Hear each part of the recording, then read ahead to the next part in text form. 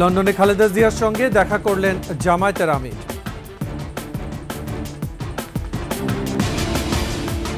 বুধবার আসছেন পাকিস্তানের পররাষ্ট্র সচিব, আলোচনা হবে দ্বিপক্ষীয় সম্পর্ক উন্নয়ন নিয়ে।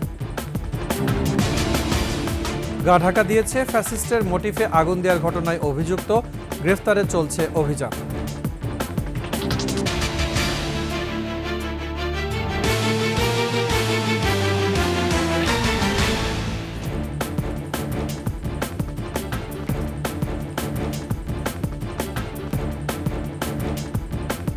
শুনছিলেন সংবাদ শিরোনাম, আমন্ত্রণ ২১ সংবাদে, সাথে আছি মুজাহিদুল ইসলাম। দর্শক, ২১ টেলিভিশনের সংবাদ একসাথে সরাসরি দেখতে পাবেন আমাদের ফেসবুক পেজ www.facebook.com/2124 অনলাইন। এছাড়া সাবস্ক্রাইব করতে পারেন www.youtube.com/@21ATV চ্যানেলে। লন্ডনে অবস্থানরত সাবেক প্রধানমন্ত্রী ও বিএনপি চেয়ারপারসন খালেদা জিয়ার সঙ্গে সাক্ষাৎ করেছেন জামায়াতে ইসলামের আমির শফিকুর রহমান ও নায়েবে আমির সৈয়দ আবদুল্লাহ মোহাম্মদ তাহের। রোববার লন্ডনে খালেদা জিয়ার ছেলে বিএনপির ভারপ্রাপ্ত চেয়ারপারসন তারেক রহমানের বাসায় তাদের এই সাক্ষাৎ হয়। এ সময় তারেক রহমান উপস্থিত ছিলেন। সে সময় বেগম খালেদা জিয়ার শারীরিক অবস্থার খোঁজ খবর নেন জামাতের আমির শফিকুর রহমান। শফিকুর রহমান ৪ এপ্রিল ব্রাসেলস সফরে যান। তার সঙ্গে ছিলেন দলের নায়েবে আমির আবদুল্লাহ মোহাম্মদ তাহের ও আমিরের আন্তর্জাতিক বিষয়ক উপদেষ্টা মাহমুদুল হাসান। সফরকালে ইউরোপীয় পার্লামেন্টের সাউথ এশিয়ান ককাসের এমপিদের সঙ্গে এবং ইইউ এর ইন্টারন্যাশনাল অ্যাফেয়ার্সের সাউথ এশিয়া ডেস্কের কর্মকর্তাদের সঙ্গে পৃথক বৈঠক হয় জামাত প্রতিনিধি দলের।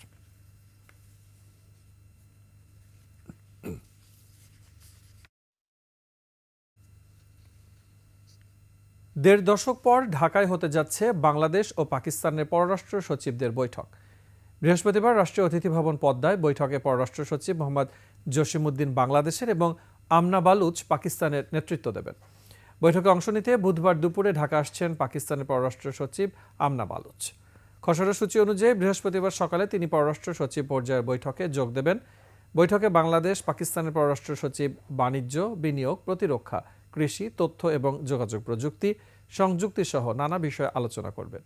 মধ্যাহ্নভোজের পর পররাষ্ট্র উপদেষ্টা তৌহিদ হোসেন এরপরে প্রধান উপদেষ্টা অধ্যাপক মোহাম্মদ ইউনূসের সঙ্গে সৌজন্য সাক্ষাৎ করবেন।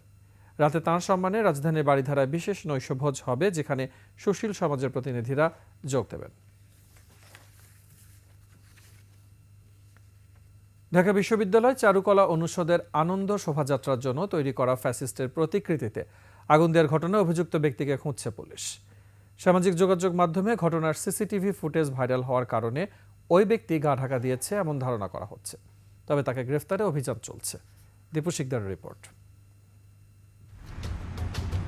পহেলা বৈশাখের দুদিন আগে ভোরে এক ব্যক্তিকে চারুকলার দেয়াল টপকে ভেতরে ঢোকার দৃশ্যটি ধরা পড়ে সেখানকার সিসিটিভি ক্যামেরায়। তার কিছু সময় পর সেখান থেকে সটকে পড়ে। এর আগে আনন্দ শোভাযাত্রার জন্য তৈরি করা ফ্যাসিস্ট সহ দুটি মোটিফে আগুন ধরিয়ে দেয় সে। সিসিটিভি ফুটেজ বিশ্লেষণ করে বিশ্ববিদ্যালয়ের শিক্ষার্থী আর শিক্ষকরা ওই ব্যক্তিকে আরবি 2021-22 বর্ষের শিক্ষার্থী বলে শনাক্ত করেছেন। তারা দাবি করেন আগুন দেয়া ব্যক্তি নিষিদ্ধ ছাত্রলীগের রাজনীতির সঙ্গে জড়িত।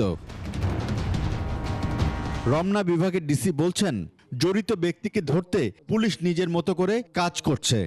সোশ্যাল মিডিয়াতে একটা নাম আসছে, তো আমরা ওইটা ধরে এবং আমাদের যে ইনভেস্টিগেশন সেটাকে গুরুত্ব দিয়ে আমরা এটা প্রকৃত যে অপরাধী তাকে আমরা খুঁজে বের করে আইনের আওতায় নিয়ে আসবো। এদিকে ডিএমপির মুখপাত্র জানিয়েছেন, স্পর্শকাতর এই ঘটনাটি গুরুত্বের সঙ্গে তদন্ত করা হচ্ছে।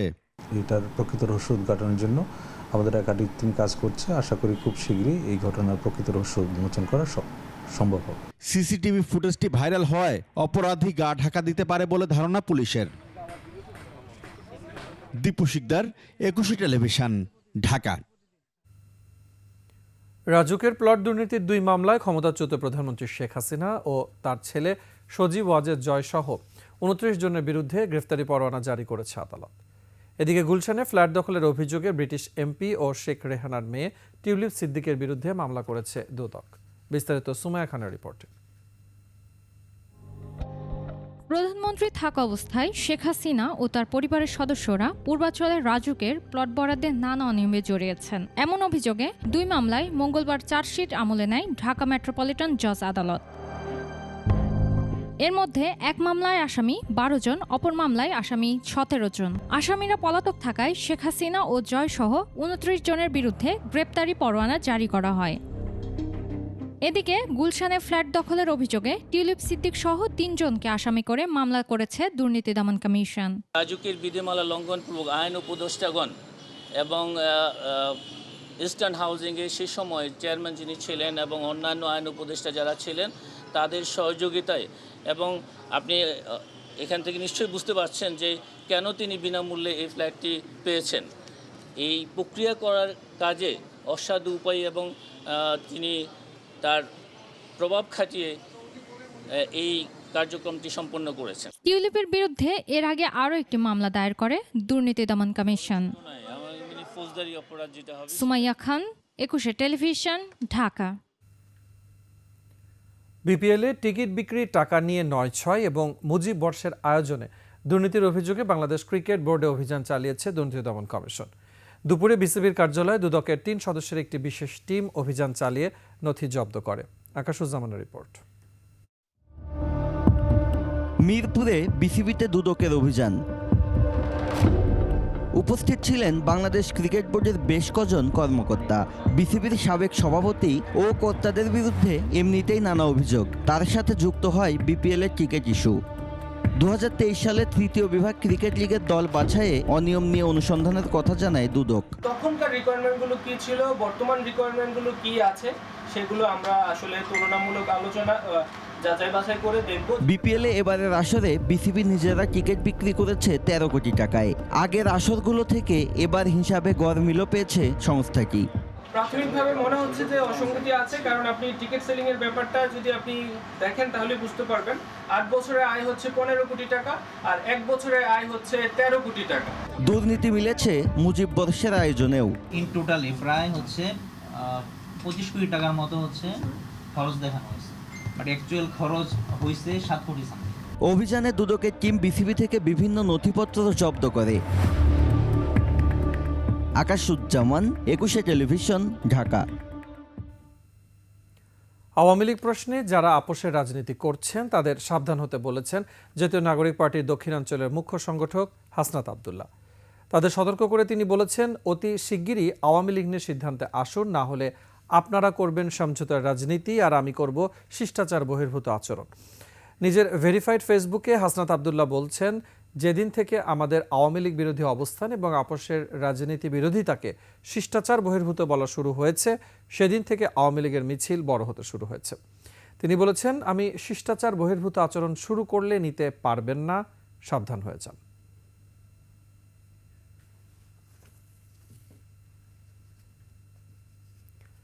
লিটারে 14 টাকা বাড়িয়ে সয়াবিন তেলের নতুন দাম 189 টাকা নির্ধারণ করেছে সরকার। এই দাম আজ থেকে কার্যকর হয়েছে, যদিও ঘোষণার আগেই তেলের বাড়তি দাম নেওয়া বেআইনি বলে উল্লেখ করেছেন বাণিজ্য উপদেষ্টা। বিস্তারিত আকবর হোসেন সুমনের রিপোর্টে। 9 ডিসেম্বর সবশেষ বোতলজাত সয়াবিন তেলের দাম বাড়িয়ে লিটার প্রতি নির্ধারণ করা হয়েছিল 175 টাকা। আন্তর্জাতিক বাজার ও ট্যারিফ কমিশনের ফর্মুলার ভিত্তিতে ঈদের পরপরই ভোজ্য তেল উৎপাদন ও আমদানিকারকদের সঙ্গে 2 দফা বৈঠকের পর এক লাফে প্রতি লিটারে 14 টাকা বাড়ানোর সিদ্ধান্ত আসে। 15 এপ্রিল থেকেই বেঁধে দেওয়া মূল্য কার্যকর হবে বলে জানিয়েছেন বাণিজ্য উপদেষ্টা। আমাদের যে ফর্মুলা আসে তাতে তেলের দাম আসে প্রায় 197 টাকা, বাট আমরা শিল্পের সাথে আলোচনার ভিত্তিতে 189 টাকায় প্রতি লিটার সয়াবিন তেল আমরা বোতলের ক্ষেত্রে, এবং 20 টাকা কম হচ্ছে আপনার খোলা বাজারের জন্য। আমরা এটা নির্ধারিত হয়েছে আজকে। মূল্য বৃদ্ধির কারণ হিসেবে কর অব্যাহতির সুবিধা প্রত্যাহারের কথা তুলে ধরেন বাণিজ্য উপদেষ্টা। শুধু একটা পণ্যের মাসিক 70 টাকা খরচ বৃদ্ধি পাবে বলে আমার ধারণা। যদি আমরা একটা সংসারের জন প্রতি 1 লিটার ধরে 5 জনের একটা সংসারে যদি আমরা 5 লিটার তেলের কনজাম্পশন চিন্তা করি, বোতলজাত তেলের পাশাপাশি খোলা সয়াবিন ও পাম তেলের নতুন দাম হবে প্রতি লিটার 169 টাকা, যা আগে ছিল 157 টাকা। সামনে প্রতিযোগিতার কারণে মূল্য আশা করি ইনশাল্লাহ আমরা এই মূল্য কমাতে পারব। আকবর হোসেন সুমন, 21 টেলিভিশন, ঢাকা। গ্যাসের মূল্যবৃদ্ধিকে নতুন বিনিয়োগের জন্য বড় বাধা হিসেবে দেখছেন ব্যবসায়ীরা। শিল্প ও ক্যাপটিভ পাওয়ারে গ্যাসের দাম এক ধাপে গড়ে 33% বাড়ানোর ফলে উৎপাদন খাতে নতুন চ্যালেঞ্জ তৈরি হবে বলেও মনে করছেন তারা। উদ্যোক্তারা বলছেন, মূল্যবৃদ্ধির ক্ষেত্রে নতুন ও পুরনো গ্রাহকদের মধ্যে বৈষম্য থাকায় শিল্প খাতে অসম প্রতিযোগিতায় তৈরি হওয়ার শঙ্কা রয়েছে। বিস্তারিত সাদিয়া লাবনের রিপোর্টে। দেশে বর্তমানে যেসব শিল্প চলমান রয়েছে এসব শিল্পেই চাহিদা অনুযায়ী গ্যাস সরবরাহ করা সম্ভব হচ্ছে না। উল্টো গ্যাসের দাম বাড়ানো শিল্প কারখানার জন্য দুঃসংবাদ বলে মনে করছেন খাত সংশ্লিষ্টরা। সরকারের এই সিদ্ধান্তের ফলে দেশের অর্থনীতিতে নেতিবাচক প্রভাব পড়বে বলছেন ব্যবসায়ীরা। রপ্তানিমুখী শিল্পের বিশেষ করে তৈরি পোশাক, সিরামিক ও স্টিল উৎপাদন খাত সবচেয়ে বেশি ক্ষতিগ্রস্ত হবে বলছেন তারা। পাশাপাশি ক্ষতির মুখে পড়বে ছোট ও মাঝারি শিল্প প্রতিষ্ঠানগুলো। এখন তো এমনি আমরা দুরবস্থায় আছি, তার মধ্যে এই গ্যাসের মূল্য বৃদ্ধি আরো আমাদের উৎপাদন ব্যয় বাড়িয়ে দিবে। গ্যাসের উপরেই কিন্তু আমাদের উৎপাদনের যে বিভিন্ন স্টেজগুলো, আপনার নিটিং, ডাইং, গার্মেন্টস, আমাদের স্পিনিং সবকিছু এটার উপর নির্ভরশীল। তা আমরা যেভাবে কস্টিং করি, বাইরের সাথে যেভাবে আমরা নেগোসিয়েশন করে যে প্রাইস গুলো আনি, সেটা কিন্তু আমরা একটা স্থিতিশীল মনে করি। শিল্প মালিকরা বলছেন, দেশে একটি সফল বিনিয়োগ সম্মেলনের পর গ্যাসের এই মূল্য বৃদ্ধি বিদেশি বিনিয়োগকারীদের নেতিবাচক বার্তা দেবে, নিরুৎসাহিত হবে নতুন বিনিয়োগও। সদ্য সমাপ্ত বিনিয়োগের সম্মেলনে যে আশার সঞ্চার দেখিয়েছে বাংলাদেশ সরকার, আর তারা মানে যেতে না যেতেই গ্যাসের দাম বেড়ে গেল বা অন্যান্য আনুষঙ্গিক আরো অন্যান্য অনেক অসুবিধা তারা ফেস করবে বলে তারা মনে করছে। তো সেটা তো আসলে একটা ভালো লক্ষণ নয়। আন্তর্জাতিক মুদ্রা তহবিল, IMF সহ উন্নয়ন সহযোগীরা দীর্ঘদিন ধরেই গ্যাস বিদ্যুৎ খাতে ভর্তুকি কমিয়ে আনার পরামর্শ দিয়ে আসছে। ঋণের কিস্তি ছাড়ের ক্ষেত্রেও এসব বিষয়ে সামনে আনছে IMF। সাদিয়া লাবনী, একুশে টেলিভিশন, ঢাকা।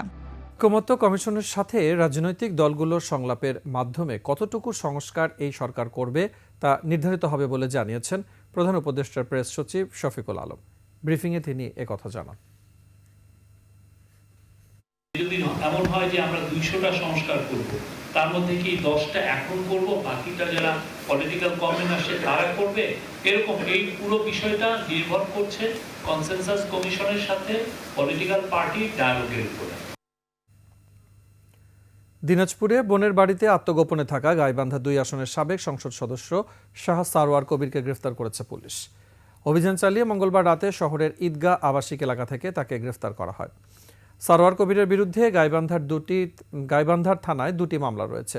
তিনি গাইবান্ধা জেলা আওয়ামী লীগের সাবেক সাংগঠনিক সম্পাদক এবং সদর উপজেলা আওয়ামী লীগের সাবেক সাধারণ সম্পাদক।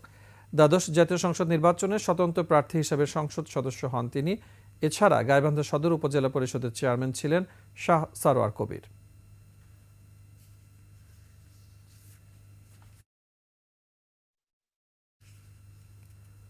পটুয়াখালী বিজ্ঞান ও প্রযুক্তি বিশ্ববিদ্যালয়ের কৃষি অনুষদের শিক্ষার্থী হোসাইন মোহাম্মদ আশিকের মৃত্যুতে বিক্ষোভ করেছেন শিক্ষার্থীরা। বিকেলে বিশ্ববিদ্যালয়ের মূল ফটকের সামনে এসে বরিশাল বাউফল সড়ক অবরোধ করে শিক্ষার্থীরা। তারা জানান, সোমবার আসিফ বন্ধুদের সঙ্গে ফুটবল খেলতে গিয়ে পুকুরে পড়ে যান। তাকে উদ্ধার করে পটুয়াখালী মেডিকেল কলেজ হাসপাতালে নেওয়া হলে জরুরি বিভাগ এবং আইসিইউতে কোনো চিকিৎসক পাওয়া যায়নি। প্রায় 40 মিনিট পর চিকিৎসা শুরু হলেও তাকে বাঁচানো যায়নি। ঘটনার পর থেকে উত্তপ্ত হয়ে ওঠে পটুয়াখালী শহর ও আশপাশের এলাকা। শিক্ষার্থীরা প্রথমে পটুয়াখালী সদর হাসপাতাল ঘেরাও করে, পরবর্তীতে তারা লেবুখালী পায়রা সেতু টোল প্লাজার সামনে অবস্থান নেন। বিশ্ববিদ্যালয়ের ভাইস চ্যান্সেলর প্রফেসর ডক্টর কাজী রফিকুল ইসলাম শিক্ষার্থীদের সাথে একাত্মতা প্রকাশ করেন।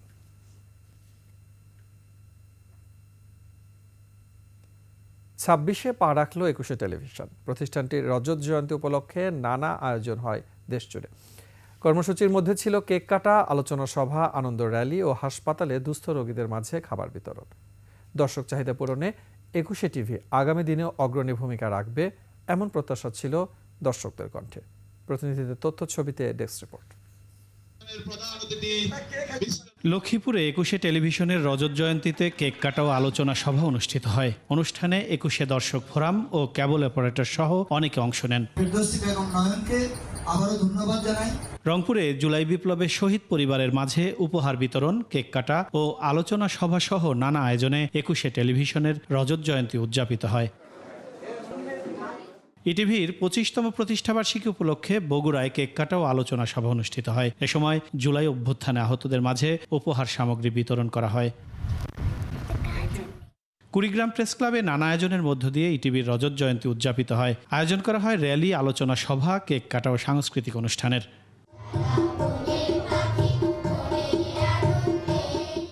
একুশে টেলিভিশনের রজত জয়ন্তীতে নড়াইলে কেক কাটা ও শিশুদের চিত্রাঙ্কন প্রতিযোগিতা অনুষ্ঠিত হয়। ফিরোজ হোসেন, একুশে টেলিভিশন। যুক্তরাষ্ট্রের 2 উপসহকারী পররাষ্ট্রমন্ত্রী 3 দিনের সফরে বুধবার ভোরে ঢাকায় আসছেন। যুক্তরাষ্ট্রের প্রেসিডেন্ট ডোনাল্ড ট্রাম্প প্রশাসনের প্রথম প্রতিনিধি দলের এই সফরে বাংলাদেশের সংস্কার ও গণতান্ত্রিক উত্তরণ, ট্রাম্পের পাল্টা শুল্ক আরোপ, রোহিঙ্গা সংকটের সহায়তা এবং মিয়ানমারের পরিস্থিতি সহ ঢাকা ও ওয়াশিংটন সম্পর্কে নানা বিষয়ে আলোচনা হবে। বুধবার প্রথমে ঢাকায় পৌঁছাবেন যুক্তরাষ্ট্রের দক্ষিণ ও মধ্য এশিয়া বিষয়ক উপসহকারী পররাষ্ট্রমন্ত্রী নিকোল চুলিক। পরে আরেকটি ফ্লাইটে আসবেন যুক্তরাষ্ট্রের পূর্ব এশিয়া ও প্রশান্ত মহাসাগরীয় অঞ্চল বিষয়ক উপসহকারী পররাষ্ট্রমন্ত্রী অ্যান্ড্রু হেরাপ। একুশে সংবাদ যাবার আগে সংবাদ শিরোনামগুলো জানাবো আরো একবার। লন্ডনে খালেদা জিয়ার সঙ্গে দেখা করলেন জামায়াতের আমির।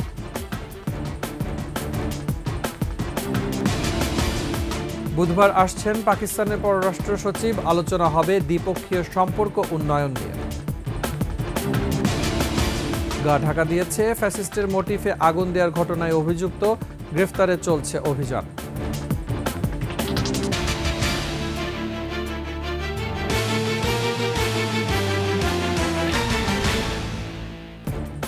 সর্বশেষ সংবাদ জানতে ডায়াল করুন 2021 নম্বর, আর ভিজিট করুন ekushe-tv.com ওয়েবসাইটে। ফেসবুকে ভিজিট করতে পারেন www.facebook.com/ekushe24 অনলাইন। এছাড়া সাবস্ক্রাইব করতে পারেন www.youtube.com/@ekushe-tv চ্যানেলে। এতক্ষণ সাথে থাকার জন্য ধন্যবাদ। পরবর্তী সংবাদ দেখার আমন্ত্রণ রইল। 21 সাথে।